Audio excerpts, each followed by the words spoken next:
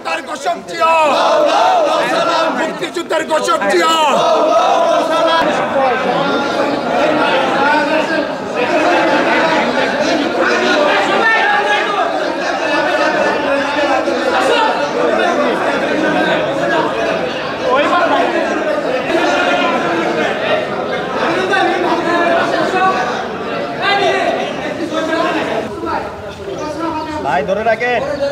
তাই বলেই তো সরকারের মধ্য থেকেও তৎপরতাটা আমরা দেখতে পাচ্ছি, বিচার বিভাগের পক্ষ থেকেও দেখতে পাচ্ছি।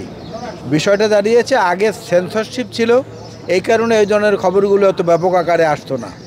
এখন যেহেতু সেই সেন্সরশিপের বাধাটা নেই, এই জন্য মুক্ত গণমাধ্যম হিসাবে সকল খবরই তারা মানুষের সামনে তুলে ধরছে।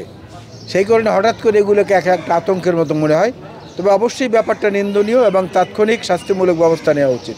আমরা বলছি যে জরুরি প্রয়োজনীয় সংস্কার যেগুলো, সেইগুলো সেরে নির্বাচন দিতে, কারণ বাকি সংস্কারের রূপরেখা বিএনপি তো জাতির সামনে দিয়েছে, যেটা আন্দোলনরত সব দলগুলো সমর্থন করেছে এবং এই সরকারও অনুসমর্থন দিয়েছে সেখানে।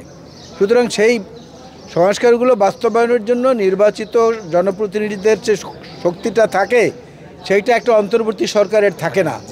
এটা ব্যাকরণগত সমস্যা না, এটা হলো বাস্তব সমস্যা। এই বাস্তব সমস্যা মোকাবেলা করার জন্য একটা নির্বাচিত সরকার দরকার, হোক সেটা বিএনপি কিংবা অন্য যে কোনো রাজনৈতিক দল। তাহলে যে সমস্ত অর্গানগুলো তারা যেভাবে নিয়ন্ত্রণ করতে পারবে, অন্তর্বর্তী সরকার সেভাবে পাচ্ছে না তাদের অনভিজ্ঞতার কারণে। এরকম মানবিক কাজের উদাহরণ তিনি এর আগে বহুবার দেখিয়েছেন। আবরার ফাহাদ হত্যাকাণ্ডের পরে তার পরিবারের সঙ্গে তিনি যোগাযোগ করেছেন। জুলাই আগস্ট বিপ্লবের কালীন সময়ে যত ঘটনা ঘটেছে প্রত্যেক সঙ্গে তিনি অ্যাড্রেস করেছেন। বন্যা দুর্গত এলাকা বলেন, ধর্মীয় বিরোধের কারণে বলেন, যেখানে যারা নিহত আহত হয়েছে সব পরিবারগুলোর সঙ্গে তিনি যোগাযোগ করার চেষ্টা করেছেন। এবং একই সঙ্গে আমাদের যে ডাক্তারদের পক্ষ থেকে, ড্যাবের পক্ষ থেকে যে সাহায্যকারী পার্টি রয়েছে, তারা কিন্তু বহু পঙ্গু নেতাকর্মীর হাত পা ইত্যাদি সংযোজন করে দিয়েছেন, চোখের চিকিৎসা করিয়েছেন। এই সবগুলোই তারেক রহমানের নির্দেশনায় কিন্তু হচ্ছে। মূলত পরিকল্পনাটা ওইটাই যে আওয়ামী লীগের পাশাপাশি বিএনপিকে দাঁড় করানো। কিন্তু মজাটা হচ্ছে যে বিএনপির সমালোচনা যদি না হয় তাহলে হবে কার বলেন আমাকে?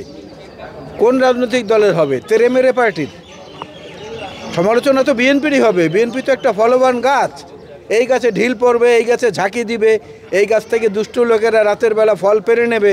তো এই গাছের উপর দিয়ে তো ঝড় ঝঞ্ঝাটা যাবে, বাতাস এলেও এই গাছেই সবচেয়ে বেশি লাগবে। আর কোনো এত বড় গাছ তো বাংলাদেশে নাই যাদের নামে বলবে। আমাদেরকে বললে পরে তাদের একটু সিনাটা উঁচু হয় যে বলতে পেরেছি একজন বড় মিয়া সম্পর্কে, এইটুকুই। এটার কোনো অন্য কোনো তাৎপর্যগত ব্যাখ্যা নেই। না না, এটা সম্পূর্ণ উদ্দেশ্যপূর্ণরিত। আওয়ামী লীগের হাতে নির্যাতিত বিশেষ করে জিয়া পরিবার এবং গোটা বিএনপি, এরকম ইতিহাস পৃথিবীর আর কোথাও আপনি খুঁজে পাবেন না।